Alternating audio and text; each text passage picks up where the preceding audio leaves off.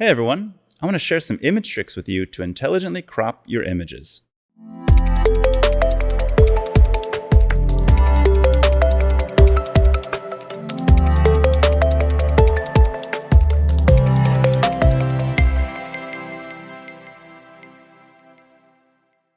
When you're building a responsive design for a website, the size of those images will probably change at different views for desktop, tablet, and mobile. It can become time-intensive to crop these photos at many points and sizes. I want to show you a way to intelligently crop those images with Imgix. So let's look at this example of a blog website. When my browser is large, I'm looking at 3 blogs in each row with a preview image for each. As I switch to a smaller browser size or other device, it switches to 1 blog in each row for a better user experience.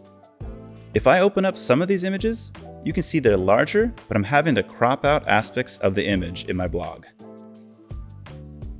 By default, image is cropped to the center, which isn't always the best crop. Look at this soccer player. It's showing me their stomach. Instead, let's not worry about cropping all your images manually. With Imgix, you can intelligently crop them to include faces instead.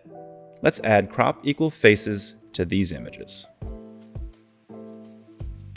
Now, we can see that the soccer image has shifted up to include the face.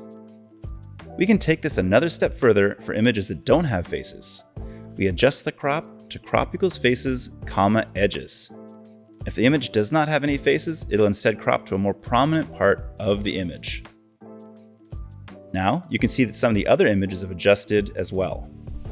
This is a great way to handle intelligently cropping a large corpus of images, saving tons of time by not having to manually crop. I hope you enjoyed that trick on intelligently cropping, and I look forward to giving you some more image tricks later. Bye.